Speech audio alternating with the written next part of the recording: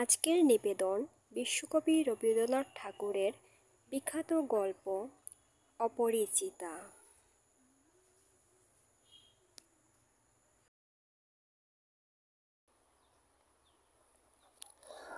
আজ আমার বয়স ২৭ মাত্র। এ জীবনটা না দৈর্ঘ্যের হিসাবে বড়, না গুণের হিসাবে।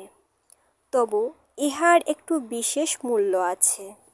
ইহা সেই ফুলের মতো যাহার বুকের উপরে ভ্রমর আসিয়া বসিয়াছিল, এবং সেই পদক্ষেপের ইতিহাস তাহার জীবনের মাঝখানে ফলের মতো গুটি ধরিয়া উঠিয়াছে।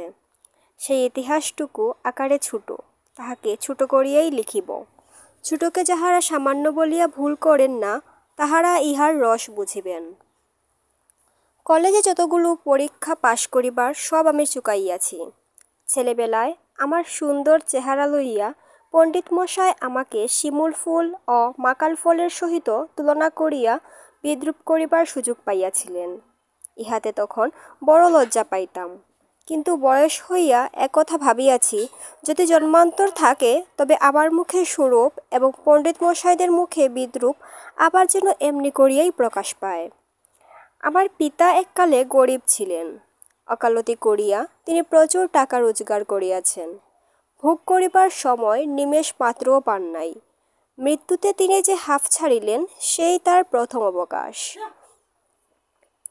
আমার তখন বয়স অল্প। মার হাতেই আমি মানুষ। মা গরিবের ঘরের মেয়ে, তাই আমরা যে ধনী একথা তিনিও ভুলেন না, আমাকেও ভুলিতে দেন না। শিশুকালে আমি কুলে কুলেই মানুষ বোধ করি, সেই জন্য শেষ পর্যন্ত আমার পুরাপুরি বয়সই হইল না। আজও আমাকে দেখিলে মনে হইবে আমি অন্নপূর্ণার কুলে গজাননের ছোট্ট ভাইটি। আমার আসল অভিভাবক আমার মামা। তিনি আমার চেয়ে বড় জোর বছর ৬ বড়, কিন্তু ফলগুড় বালির মতো তিনি আমাদের সমস্ত সংসারটাকে নিজের অন্তরের মধ্যে শুষিয়া লইয়াছেন। তাহাকে না খুঁড়িয়া এখানকার এক গণ্ডূষও রস পাইবার জো নাই। এই কারণে কোনো কিছুর জন্যই আমাকে কোনো ভাবনা ভাবিতে হয় না। কন্যার পিতামাত্রাই স্বীকার করিবেন আমি সৎপাত্র। তামাকু পর্যন্ত খাই না। ভালো মানুষ হওয়ার কোনো ঝঞ্ঝাট নাই, তাই আমি নিতান্ত ভালো মানুষ। মাতার আদেশ মানিয়া চলিবার ক্ষমতা আমার আছে, বস্তুত না মানিবার ক্ষমতা আমার নাই। অন্তঃপুরের শাসনে চলিবার মতো করিয়াই আমি প্রস্তুত হইয়াছি। যদি কোনো কন্যা স্বয়ংবরা হন, তবে এই সুলক্ষণটি স্মরণ রাখিবেন। অনেক বড় ঘর হইতে আমার সম্বন্ধ আসিয়াছিল, কিন্তু মামা, যিনি পৃথিবীতে আমার ভাগ্যদেবতার প্রধান এজেন্ট, বিবাহ সম্বন্ধে তার একটা বিশেষ মত ছিল। ধনীর কন্যা তার পছন্দ নয়। আমাদের ঘরে যে মেয়ে আসিবে সে মাথা হেঁট করিয়া আসিবে, এই তিনি চান। অথচ টাকার প্রতি আসক্তি তার অস্থি মজ্জায় জড়িত। তিনি এমন বেহাই চান যাহার টাকা নাই, অথচ যে টাকা দিতে কসুর করিবে না। যাহাকে শোষণ করা চলিবে, অথচ বাড়িতে আসিলে গুড়গুড়ির পরিবর্তে বাধা হুকায় তামাক দিলে যাহার নালিশ খাটিবে না। আমার বন্ধু হরিশ কানপুরে কাজ করে। সে ছুটিতে কলিকাতায় আসিয়া আমার মন উতলা করিয়া দিল। সে বলিল, অহে, মেয়ে যদি বলো, একটা খাসা মেয়ে আছে। কিছুদিন পূর্বেই MA পাশ করিয়াছি। সামনে যতদূর পর্যন্ত দৃষ্টি চলে ছুটি ধু ধু করিতেছে।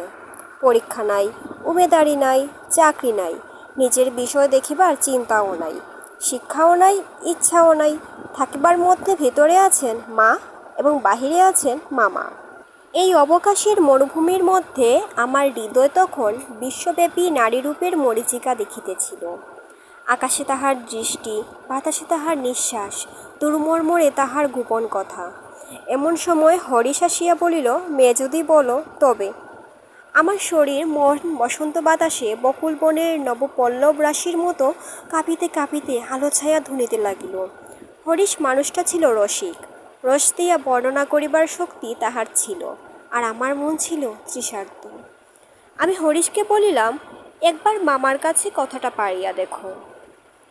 হরিশ আসর জমাইতে অদ্বিতীয়, তাই সর্বত্রই তাহার খাতির। মামাও তাহাকে পাইলে ছাড়িতে চান না। কথাটা তার বৈঠকে উঠিল। মেয়ের চেয়ে মেয়ের বাপের খবরটাই তাহার কাছে গুরুতর। বাপের অবস্থা তিনি যেমনটি চান তেমনটি। এককালে ইহাদের বংশে লক্ষ্মীর মঙ্গল ঘট ভরা ছিল, এখন তাহা শূন্য বলিলেই হয়, অথচ তলায় সামান্য কিছু বাকি আছে। দেশী বংশমর্যাদা রাখিয়া চলা সহজ নয় বলিয়া ইনি পশ্চিমে গিয়া বাস করিতেছেন। সেখানে গরিব গৃহস্থের মতোই থাকেন, একটি মেয়ে ছাড়া তার আর কেউ নেই। সুতরাং তাহারই পশ্চাতে লক্ষ্মীর ঘরটি একেবারে উপর করিয়া দিতে দ্বিধা হইবে না। এসব ভালো কথা, কিন্তু মেয়ের বয়স যে 15। তাই শুনিয়া মামার মন ভার হইল। বংশে তো কোনো দোষ নাই। না, দোষ নাই। বাপ কোথাও তাহার মেয়ের যোগ্য পর খুঁজিয়া পান না। একে তো বরের হাট মহার্ঘ, তাহার পরে ধনুক ভাঙা পণ, কাজেই বাপকে বলি সবুর করিতেছেন, কিন্তু মেয়ের বয়স সবুর করিতেছে না। যাই হোক, হরিষের সরস রসনার গুণ আছে। মামার মন নরম হইল। বিবাহের ভূমিকা অংশটা নির্বিঘ্নে সমাধা হইয়া গেল। কলিকাতার বাহিরে বাকি যে পৃথিবীটা আছে সমস্তটাকেই মামা আন্দামান দ্বীপের অন্তর্গত বলিয়া জানেন। জীবনে একবার বিশেষ কাজে তিনি কোন্নগর পর্যন্ত গিয়াছিলেন। মামা যদি মনু হইতেন তবে তিনি হাবড়ার পুল পার হওয়াটাকে তাহার সংহিতায় একেবারে নিষেধ করিয়া দিতেন। মনের মধ্যে ইচ্ছা ছিল, নিজের চোখে মেয়ে দেখিয়া আসিব। সাহস করিয়া প্রস্তাব করিতে পারিলাম না। কন্যাকে আশীর্বাদ করিবার জন্য যাহাকে পাঠানো হইল সে আমাদের বিনু দাদা, আমার পিস্তুত ভাই। তাহার মতো রুচি এবং দক্ষতার পরে আমি 16 আনা নির্ভর করিতে পারি। বিনুদা ফিরিয়া আসিয়া বলিলেন, মন্দ নহে, খাঁটি সোনা বটে। বিনুদাদার ভাষায় অত্যন্ত আট। যেখানে আমরা বলি চমৎকার, সেখানে তিনি বলেন চলনসই। অতএব বুঝিলাম আমার ভাগ্যে প্রজাপতির সঙ্গে পঞ্চস্বরের কোনো বিরোধ নাই। বলা বাহুল্য, বিবাহ উপলক্ষে কন্যাপক্ষকেই কলিকাতায় আসিতে হইল। কন্যার পিতা শম্ভুনাথ বাবু হরিশকে কত বিশ্বাস করেন তাহার প্রমাণ এই যে বিবাহের 3 দিন পূর্বে তিনি আমাকে প্রথম চক্ষে দেখেন এবং আশীর্বাদ করিয়া যান। বয়স তার 40-এর কিছু এবারে বা ওপারে, চুল কাঁচা, কুফে পাক ধরিতে আরম্ভ করিয়াছে মাত্র। সুপুরুষ বটে, ভিড়ের মধ্যে দেখিলে সকলের আগে তার উপরে চুপ করিবার মতো চেহারা। আশা করি আমাকে দেখিয়া তিনি খুশি হইয়াছিলেন। বুঝা শক্ত, কেননা তিনি বড়ই চুপচাপ। যে দুটি একটি কথা বলেন যেন তাহাতে পুরা জোর দিয়া বলেন না। মামার মুখ তখন অনর্গল ছুটিতেছিল। ধনে মানে আমাদের স্থান যে শহরের কারো চেয়ে কম নয়, সেইটাকেই তিনি নানা প্রসঙ্গে প্রচার করিতেছিলেন। শম্ভুনাথবাবু একথায় একেবারে যোগ দিলেন না। কোনো ফাঁকে একটা হু বা হা কিছুই শোনা গেল না। আমি হইলে দমিয়া যাইতাম, কিন্তু মামাকে দমানো শক্ত। তিনি শম্ভুনাথবাবুর চুপচাপ ভাব দেখিয়া ভাবিলেন, লোকটা নিতান্ত নির্জীব, একেবারে কোনো তেজ নাই। বেহাই সম্প্রদায়ের আর যাই হোক, তেজ থাকাটা দোষের। অতএব মামা মনে মনে খুশি হইলেন। শম্ভুনাথবাবু যখন উঠিলেন তখন মামা সংক্ষেপে উপর হইতেই তাকে বিদায় করিলেন, গাড়িতে তুলিয়া দিতে গেলেন না। পণ সম্বন্ধে দুই পক্ষে পাকাপাকি কথা ঠিক হইয়া গিয়াছিল। মামা নিজেকে অসামান্য চতুর বলিয়াই অভিমান করিয়া থাকেন। কথাবার্তায় কোথাও কোনো ফাঁক রাখেন নাই।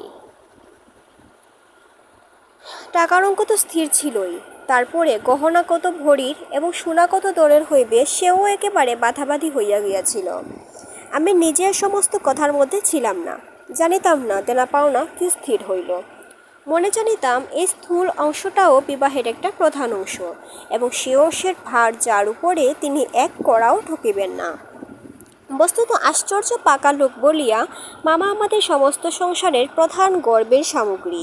যেখানে আমাদের কোনো সম্বন্ধ আছে সেখানে সর্বত্রই তিনি বুদ্ধির লড়াইয়ে জিতিবেন, এ একেবারে ধরা কথা। এই জন্য আমাদের অভাব না থাকিলেও এবং অন্য পক্ষের অভাব কঠিন হইলেও জিতিব। আমাদের সংসারের এই জেদ, ইহাতে যে বাঁচুক আর যে মরুক। গায়ে হলুদ অসম্ভব রকম ধুম করিয়া গেল। বাহক এত গেল যে তাহার আদর্শবাণী করিতে হইলে কেরানি রাখিতে হয়। তাহাদিকে বিদায় করিতে অপরপক্ষকে নাকাল হইতে হইবে, সেই কথা স্মরণ করিয়া মামার সঙ্গে মা একযোগে বিস্তর হাসিলেন। ব্যান্ড, বাঁশি, শখের কনসার্ট প্রভৃতি যেখানে যত প্রকার উচ্চ শব্দ আছে সমস্ত একসঙ্গে মিশাইয়া বর্বর কোলাহলের মত্ত হস্তি দ্বারা সঙ্গীত সরস্বতীর পদ্মবন দলিত বিদলিত করিয়া আমি তো বিবাহ বাড়িতে গিয়া উঠিলাম। আংটিতে, হাড়িতে, জড়ি জহুরাতে আমার শরীর যেন গহনার দোকান নিলামে চড়িয়াছে বলিয়া বোধ হইল। তাহাদের ভাবি জামাইয়ের মূল্য কত সেটা যেন কত পরিমাণে সর্বাঙ্গে স্পষ্ট করিয়া লিখিয়া ভাবি শ্বশুরের সঙ্গে মোকাবিলা করিতে চলিয়াছিলাম। মামা বিবাহ বাড়িতে ঢুকিয়া খুশি হইলেন না। একে তো উঠানটাতে বরযাত্রীদের জায়গা সংকুলান হওয়াই শক্ত, তাহার পরে সমস্ত আয়োজন নিতান্ত মধ্যম রকমের। ইহার পরে শম্ভুনাথ বাবুর ব্যবহারটাও নেহাত ঠান্ডা, তার বিনয়টা অজস্র নয়।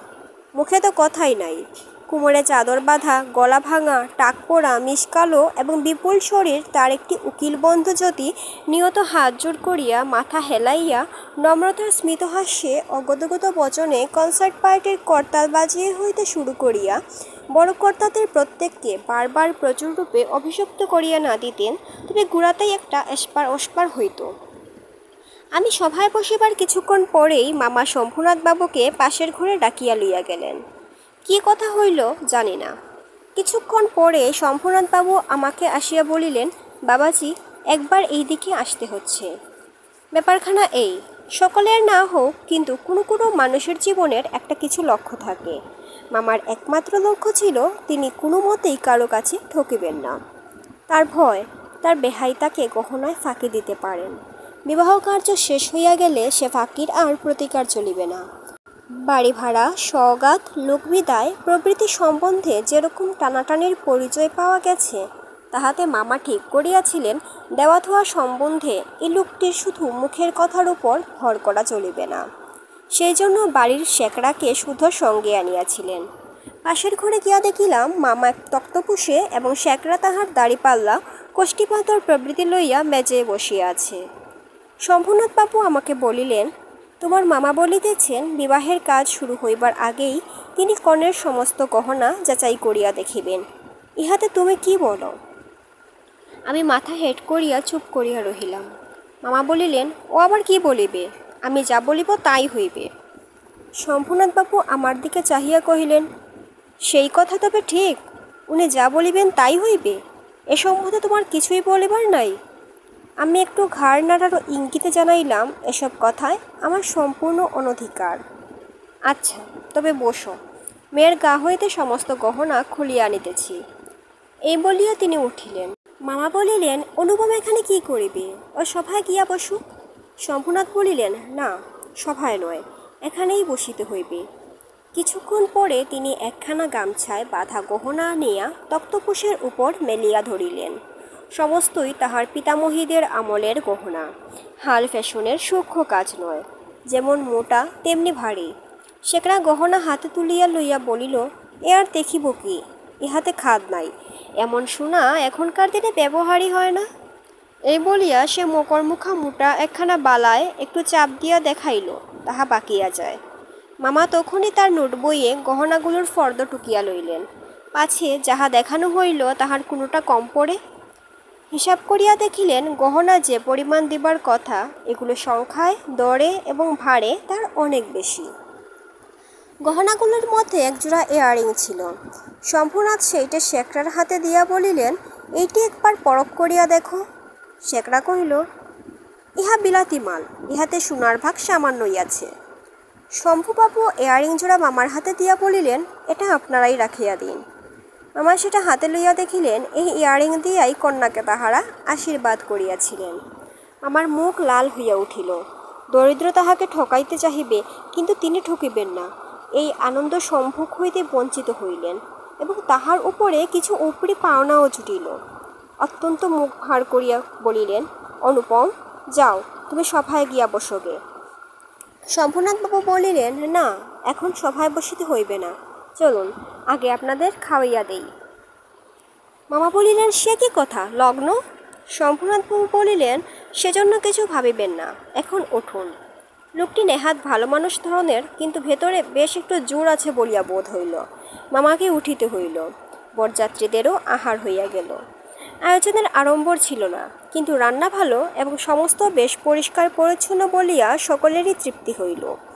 বরযাত্রীদের খাওয়া শেষ হইলে শম্ভুনাথবাবু আমাকে খাইতে বলিলেন। মামা বলিলেন, সে কি কথা, বিবাহের পূর্বে বর খাইবে কেমন করিয়া? এ সম্বন্ধে মামার কোনো মতপ্রকাশকে তিনি সম্পূর্ণ উপেক্ষা করিয়া আমার দিকে চাহিয়া বলিলেন, তুমি কি বলো, বসিয়া যাইতে দোষ কিছু আছে? মূর্তিমতী মাতৃ আজ্ঞা স্বরূপে মামা উপস্থিত। তার বিরুদ্ধে চলা আমার পক্ষে অসম্ভব। আমি আহারে বসিতে পারিলাম না। তখন শম্ভুনাথবাবু মামাকে বলিলেন, আপনাদেরকে অনেক কষ্ট দিয়াছি। আমরা ধনী নই, আপনাদের যোগ্য আয়োজন করিতে পারি নাই, ক্ষমা করিবেন। রাত হইয়া গেছে, আর আপনাদের কষ্ট বাড়াইতে ইচ্ছে করি না। এখন তবে মামা বলিলেন, তার সভায় চলুন, আমরা তো প্রস্তুতি আছি। শম্ভুনাথ বলিলেন, তবে আপনাদের গাড়ি বলিয়া দেই। মামা আশ্চর্য হইয়া বলিলেন, ঠাট্টা করিতেছেন নাকি? শম্ভুনাথ কহিলেন, ঠাট্টা তো আপনিই করিয়া সারিয়াছেন। ঠাট্টার সম্পর্কটাকে স্থায়ী করিবার ইচ্ছা আমার নাই। মামার দুই চোখ এত বড় করিয়া মেলিয়া অবাক হইয়া রহিলেন। শম্ভুনাথ কহিলেন, আমার কন্যার গহনা আমি চুরি করিব, এ কথা যারা মনে করে তাদের হাতে আমি কন্যা দিতে পারি না। আমাকে একটি কথাও বলাও আবশ্যক মনে করিলেন না, কারণ প্রমাণ হইয়া গেছে আমি কে হইলই। তারপরে যাহা হইল আমি সে বলিতে ইচ্ছা করি না। ঝাড় লণ্ঠন ভাঙিয়া চুরিয়া জিনিসপত্র লণ্ডভণ্ড করিয়া বরযাত্রীর দল দক্ষযজ্ঞের পালা সারিয়া বাহির হইয়া গেল। বাড়ি ফিরিবার সময় ব্যান্ড, রসন চৌকরি ও কনসার্ট একসঙ্গে বাজিল না, এবং অভ্রের ঝাড়গুলো আকাশের তারার উপর আপনাদের কর্তব্যের বরাত দিয়া কোথায় যে মহানির্বাণ লাভ করিল সন্ধান পাওয়া গেল না। বাড়ির সকলে তো রাগিয়া আগুন। কন্যার পিতার এত গোবর, কলিজে 4 পোয়া হইয়া আসিল। সকলে বলিল, দেখি মেয়ের বিয়ে দেন কেমন করিয়া। কিন্তু মেয়ের বিয়ে হইবে না এ ভয় যার মনে নেই, তার শাস্তির উপায় কি? সমস্ত বাংলাদেশের মধ্যে আমিই একমাত্র পুরুষ যাহাকে কন্যার বাপ বিবাহের আসর হইতে নিজে ফিরাইয়া দিয়াছে। এত বড় সৎপাত্রের কপালে এত বড় কলঙ্কের দাগ কোন নষ্ট গ্রহ এত আলো জ্বালাইয়া বাজনা বাজাইয়া সমারোহ করিয়া আঁকিয়া দিল? বরযাত্রীটা এই বলিয়া কপাল চাপড়াইতে লাগিল যে বিবাহ হইল না, অথচ আমাদের ফাঁকি দিয়া খাওয়াইয়া দিল।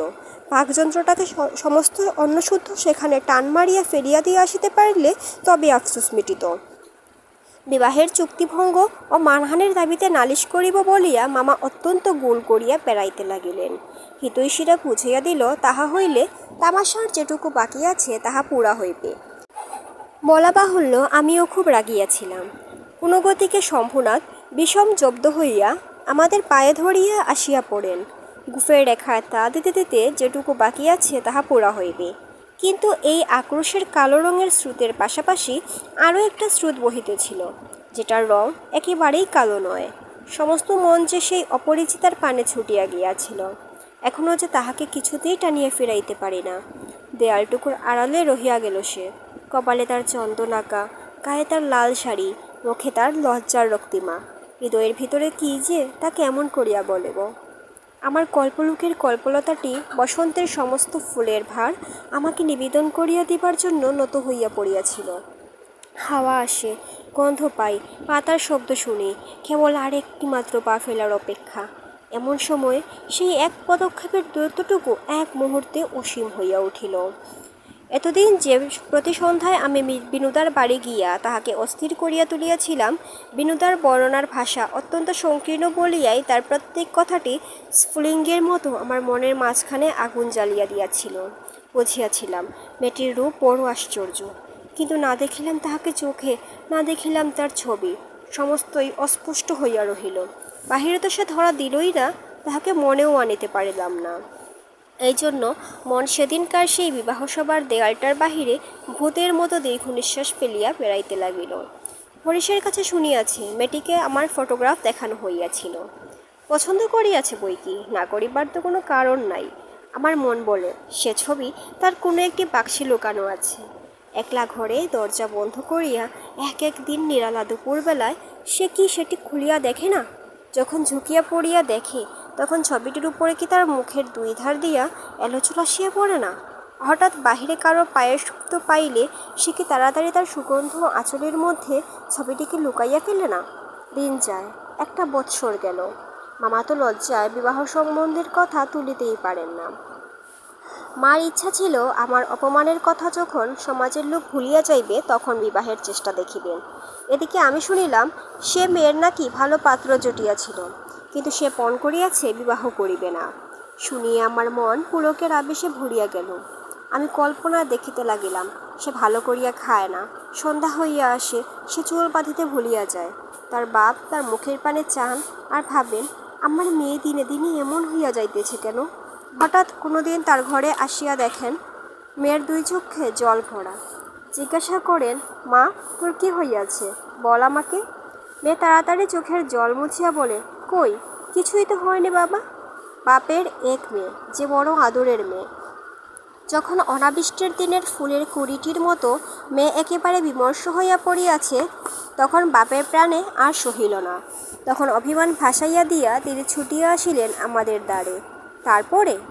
তারপরে মনের মধ্যে সে যে কালো রঙের ধারাটা বহিতেছে, সে যেন কালো সাপের মতো রূপ ধরিয়া ফুস করিয়া উঠিল। সে বলিল, বেশ তো, আরও একবার বিবাহের আসর সাজানো হোক, আলো জ্বলুক, দেশ বিদেশের লোক নিমন্ত্রণ হোক, তারপরে তুমি বরের টুপর পায়ে দলিয়া দলবল লইয়া সভা ছাড়িয়া চলিয়া এসো। কিন্তু যে ধারাটি চোখের জলের মতো শুভ্র, সে রাজহংসের রূপ ধরিয়া বলিল, যেমন করিয়া আমি একদিন দয়মন্তীর পুষ্পবনে গিয়াছিলাম, তেমনি করিয়া আমাকে একবার উড়িয়া যাইতে দাও। আমি বিরোহিণীর কানে কানে একবার সুখের খবরটা দিয়ে আসি গে। তারপরে দুঃখের রাত পোহাইল, নববর্ষার জল পড়িল, ম্লান ফুলটি মুখ তুলিল। এবারে সেই দেয়ালটার বাহিরে রহিল সমস্ত পৃথিবীর আর সবাই, আর ভিতরে প্রবেশ করিল একটি মাত্র মানুষ। তারপরে আমার কথাটি ফুরল। কিন্তু কথা এমন করিয়া ফুরাইল না।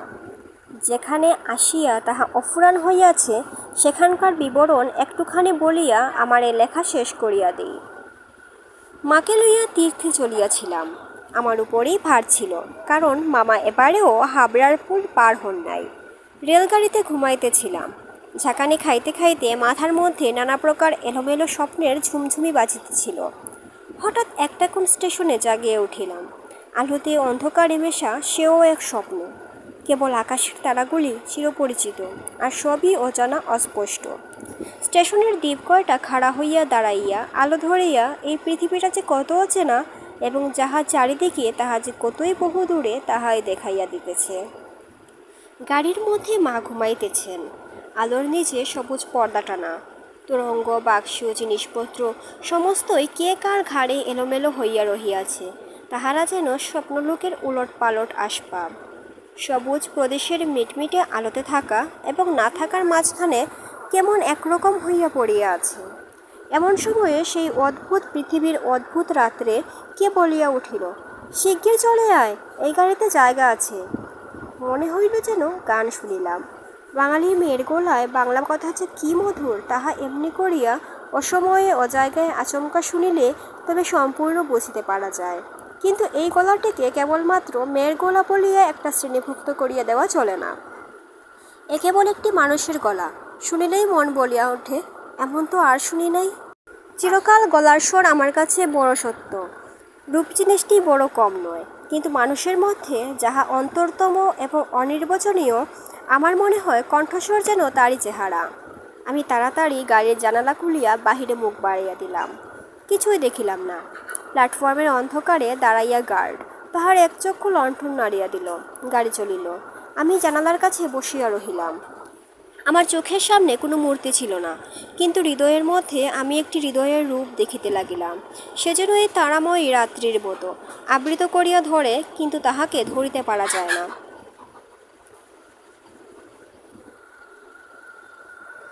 অকসুর, অচেনা কণ্ঠের সুর। এক নিমেষে তুমি যে আমার চিরপরিচয়ের আসনটির উপর আসিয়া বসিয়াছ। কি আশ্চর্য পরিপূর্ণ তুমি!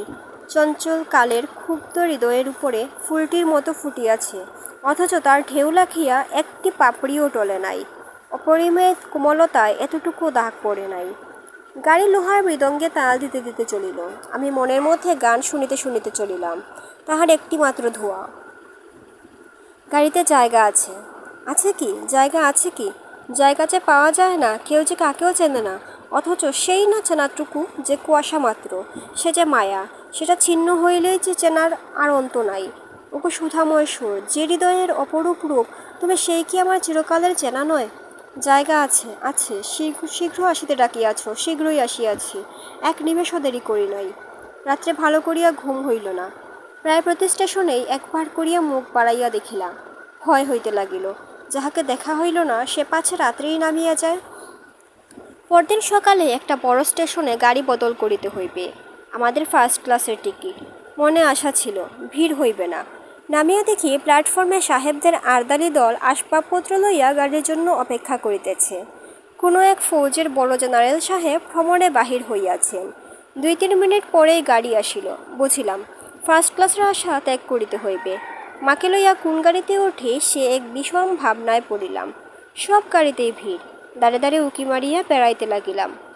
এমন সময় সেকেন্ড ক্লাসের গাড়ি হইতে একটি মেয়ে আমার মাকে লক্ষ্য করিয়া বলিলেন, আপনারা আমাদের গাড়িতে আসুন না, এখানে জায়গা আছে। আমি তো চমকিয়া উঠিলাম। সেই আশ্চর্য মধুর কণ্ঠ এবং সেই গানেরই ধোঁয়া, জায়গা আছে। ক্ষণমাত্র বিলম্ব না করিয়া মাকে লইয়া গাড়িতে উঠিয়া পড়িলাম। জিনিসপত্র তুলিবার প্রায় সময় ছিল না। আমার মতো অক্ষম দুনিয়ায় নাই। সেই মেয়েটি কুলিদের হাত হইতে তাড়াতাড়ি চলতি গাড়িতে আমাদের বিছানাপত্র টানিয়া লইল। আমার একটি ফটোগ্রাফ তুলিবার ক্যামেরা স্টেশনেই পড়িয়া রহিল। গ্রাহ্যই করিলাম না। তারপরে কি লিখিব জানি না। আমার মনের মধ্যে একটি অখণ্ড আনন্দের ছবি আছে। তাহাকে কোথায় শুরু করিব, কোথায় শেষ করিব, বসিয়া বসিয়া বাক্যের পর বাক্য যোজনা করিতে ইচ্ছা করে না। এবার সেই সুরটিকে চোখে দেখিলাম। তখনও তাহাকে সুর বলিয়াই মনে হইল। মায়ের মুখের দিকে তাকে চাহিলাম। দেখিলাম তার চোখে পলক পড়িতেছে না। মেয়েটির বয়স 16 কি 17 হইবে, কিন্তু নবযৌবন ইহার দেহে মনে কোথাও যেন একটু ভার চাপাইয়া দেয় নাই। ইহার গতি সহজ, দীপ্তি নির্মল, সৌন্দর্য সুচিতা অপূর্ব। ইহার কোনো জায়গায় কিছু জরিমা নাই। আমি দেখিতেছি, বিস্তারিত করিয়া কিছু বলা আমার পক্ষে অসম্ভব। এমনকি সে যে কী রঙের কাপড় কেমন করিয়া পরিয়াছিল তাহাও ঠিক করিয়া বলিতে পারিব না।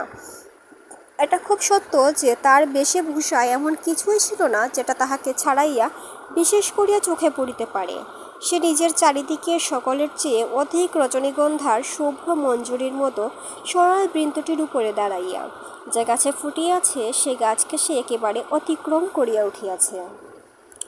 সঙ্গে 2-3টি ছোট ছোট মেয়ে ছিল। তাহাদিগকে লইয়া তাহার হাসি আর কথার অন্ত ছিল না। আমি হাতে একখানা বই লইয়া সেদিকে কান পাতিয়া রাখিয়াছিলাম। যেটুকু কানে আসিতেছিল সে তো সমস্তই ছেলে মানুষদের সঙ্গে ছেলে মানুষই কথা। তাহার বিশেষত্ব এই যে তাহার মধ্যে বয়সের তফাৎ কিছুমাত্র ছিল না। ছোটদের সঙ্গে সে অনায়াসে এবং আনন্দে ছোট হইয়া গিয়াছিল। সঙ্গে কতকগুলো ছবিওয়ালা ছেলেদের গল্পের বই। তাহারই কোনো একটা বিশেষ গল্প শুনাইবার জন্য মেয়েরা তাহাকে ধরিয়া পড়িল। এ গল্প নিশ্চয়ই তারা 20-25 বার শুনিয়াছে। মেয়েদের কেন যে এত আগ্রহ তাহা বুঝিলাম। সেই সুধাকণ্ঠে সোনার কাঠিতে সকল কথা যে শোনা হইয়া ওঠে। মেয়েটির সমস্ত শরীর মন যে একেবারে প্রাণে ভরা। তার সমস্ত চলায় বলায় স্পর্শে প্রাণ ঠিকরিয়া ওঠে। তাই মেয়েরা যখন তার মুখে গল্প শোনে তখন গল্প নয়, তাহাকেই শোনে। তাহার হৃদয়ের উপর প্রাণের ঝর্ণা ঝরিয়া পড়ে। তার সেই উদ্ভাসিত প্রাণ আমার সেদিনকার সমস্ত সূর্যকিরণকে সজীব করিয়া তুলিল। আমার মনে হইল আমাকে যে প্রকৃতি তাহার আকাশ দিয়া বেষ্টন করিয়াছে সে ওই তরুণীরই অক্লান্ত অম্লান প্রাণের বিশ্বব্যাপী বিস্তার। পরের স্টেশনে পৌঁছিতেই খাবারওয়ালাকে ডাকিয়া সে খুব খানিকটা চানামুট কিনিয়া লইল এবং মেয়েদের সঙ্গে মিলিয়া নিতান্ত ছেলে মানুষের মতো করিয়া কলহাস্য করিতে করিতে অসংকোচে খাইতে লাগিল। আমার প্রকৃতি যে জাল দিয়া বেড়া, আমি কেন বেশ সহজে হাসি মুখে মেয়েটির কাছে এই চানা এক মুঠা চাহিয়া লইতে পারিলাম না। হাত বাড়াইয়া দিয়া কেন আমার লোভ স্বীকার করিলাম না। মা ভালো লাগা এবং মন্দ লাগার মধ্যে দুমনা হইয়াছিলেন। গাড়িতে আমি পুরুষ মানুষ, তবু ইহার কিছুমাত্র সংকোচ নাই। বিশেষত এমন লোভীর মতো খাইতেছে সেটা ঠিক তার পছন্দ হইতেছিল না। অথচ ইহাদের বেহায়া বলিয়াও তার ভ্রম হয় নাই। তার মনে হইল এমের বয়স হইয়াছে, কিন্তু শিক্ষা হয় নাই। মা হঠাৎ কারো সঙ্গে আলাপ করিতে পারেন না। মানুষের সঙ্গে দূরে দূরে থাকাই তার অভ্যাস। এই মেয়েটির পরিচয় লইতে তার খুব ইচ্ছা, কিন্তু স্বাভাবিক বাধা কাটাইয়া উঠিতে পারিতেছিলেন না। এমন সময় গাড়ি একটা বড় স্টেশনে আসিয়া থামিল। সেই জেনারেল সাহেবের একদল অনুষঙ্গী এই স্টেশন হইতে উঠিবার উদ্যোগ করিতেছে। গাড়িতে কোথাও জায়গা নাই। বারবার আমাদের গাড়ির সামনে দিয়া তারা ঘুরিয়া গেল। মা তো ভয়ে আড়ষ্ট। আমিও মনের মধ্যে শান্তি পাইতেছিলাম না। গাড়ি ছাড়িবার অল্পকাল পূর্বে একজন দেশি রেলওয়ে কর্মচারী নাম লেখা 2খানা টিকিট গাড়ির 2 বেঞ্চের কাছে লটকাইয়া দিয়া আমাকে বলিল, এ গাড়ির এই 2 বেঞ্চ আগে হইতেই 2 সাহেব রিজার্ভ করিয়াছেন, আপনাদেরকে অন্য গাড়িতে যাইতে হইবে। আমি তো তাড়াতাড়ি ব্যস্ত হইয়া দাঁড়াইয়া উঠিলাম। মেয়েটি হিন্দিতে বলিল, না, আমরা গাড়ি ছাড়িব না। সে লোকটি রোগ করিয়া বলিল, না ছাড়িয়া উপায় নাই। কিন্তু মেয়েটির চলিষ্ণুতার কোনো লক্ষণ না দেখিয়া সে নামিয়া গিয়া ইংরেজ স্টেশন মাস্টারকে ডাকিয়া আনিল। সে আসিয়া আমাকে বলিল, আমি দুঃখিত, কিন্তু শুনিয়া আমি কুলি কুলি করিয়া ডাক ছাড়িতে লাগিলাম। মেয়েটি উঠিয়া 2 চক্ষে অগ্নিবর্ষণ করিয়া বলিল, না, আপনি যাইতে পারিবেন না, যেমন আছেন বসিয়া থাকুন। বলিয়া সে দ্বারের কাছে দাঁড়াইয়া স্টেশন মাস্টারকে ইংরেজি ভাষায় বলিল, এ গাড়ি আগে হইতে রিজার্ভ করা, একথা মিথ্যা কথা, বলিয়া নাম লেখার টিকিট খুলিয়া প্ল্যাটফর্মে ছুড়িয়া ফেলিয়া দিল। ইতিমধ্যে আর্দালি সমেত ইউনিফর্ম পরা সাহেব দ্বারের কাছে আসিয়া দাঁড়াইয়াছে। তাহার পর মেয়েটির মুখে তাকাইয়া তার কথা শুনিয়া ভাব দেখিয়া স্টেশন মাস্টারকে একটু স্পর্শ করিল এবং তাহাকে আড়ালে লইয়া গিয়া কি কথা হইল জানি না। দেখা গেল গাড়ি ছাড়িবার সময় অতীত হইলেও আরও একটা গাড়ি জুড়িয়া তবে ট্রেন ছাড়িল। মেয়েটি তার দলবল লইয়া আবার এক পত্তন চানামুট খাইতে শুরু করিল, আর আমি লজ্জায় জানালার বাহিরে মুখ বাড়াইয়া প্রকৃতির শোভা দেখিতে লাগিলাম। কানপুরে গাড়ি আসিয়া থামিল। মেয়েটি জিনিসপত্র বাঁধিয়া প্রস্তুত। স্টেশনে একজন হিন্দুস্থানি চাকর ছুটিয়া আসিয়া ইহাদিগকে নামাইবার উদ্যোগ করিতে লাগিল। মা তখন আর থাকিতে পারিলেন না, জিজ্ঞাসা করিলেন, তোমার নাম কি মা? মেয়েটি বলিল, আমার নাম কল্যাণী। শুনিয়া মা এবং আমি দুজনেই চমকিয়া উঠিলাম। তোমার বাবা? তিনি এখানকার ডাক্তার, তার নাম শম্ভুনাথ সেন। তারপরেই সবাই নামিয়া গেল। মামার নিষেধ অমান্য করিয়া মাতৃআজ্ঞা ঠেলিয়া তারপরে আমি কানপুরে আসিয়াছি। কল্যাণীর বাপ এবং কল্যাণীর সঙ্গে দেখা হইয়াছে। হাত জোড় করিয়াছি, মাথা হেঁট করিয়াছি। শম্ভুনাথ বাবুর হৃদয় গলিয়াছে। কল্যাণী বলে, আমি বিবাহ করিব না। আমি জিজ্ঞাসা করিলাম, কেন? সে বলিল, মাতৃআজ্ঞা। কি সর্বনাশ, এ পক্ষেও মাতুল আছে নাকি? তারপরে বুঝিলাম মাতৃভূমি আছে। সেই বিবাহ ভাঙার পর হইতে কল্যাণী মেয়েদের শিক্ষার ব্রত গ্রহণ করিয়াছে। কিন্তু আমি আশা ছাড়িতে পারিলাম না। সেই সুরটি যে আমার হৃদয়ের মধ্যে আজও বাজিতেছে, সে যেন কোন অপারের বাঁশি আমার সংসারের বাহির হইতে আসিল, সমস্ত সংসারের বাহিরে ডাক দিল। আর সেই রাত্রির অন্ধকারের মধ্যে আমার কানে আসিয়াছিল, জায়গা আছে। সে যে আমার চিরজীবনের গানের ধোঁয়া হইয়া রহিল। তখন আমার বয়স ছিল 23, এখন হইয়াছে 27। এখনও আশা ছাড়ি নাই, কিন্তু মাতুলকে ছাড়িয়াছি। নিতান্ত এক ছেলে বলিয়া মা আমাকে ছাড়িতে পারেন নাই। তোমরা মনে করিতেছ আমি বিবাহের আশা করি? না, কোনো কালেই না। আমার মনে আছে কেবল সেই এক রাত্রির অজানা কণ্ঠের মধুর সুরের আশা। জায়গা আছে, নিশ্চয়ই আছে, নইলে দাঁড়াবো কোথায়? তাই বছরের পর বছর যায়, আমি এইখানেই আছি। দেখা হয়, সেই কণ্ঠ শুনে যখন সুবিধা পাই কিছু তার কাজ করে দেই, আর মন বলে, এই তো জায়গা পাইয়াছি। অগো অপরিচিতা, তোমার পরিচয়ের শেষ হইল না, শেষ হইবে না, কিন্তু ভাগ্য আমার ভালো, এই তো আমি জায়গা পাইয়াছি। সমাপ্ত।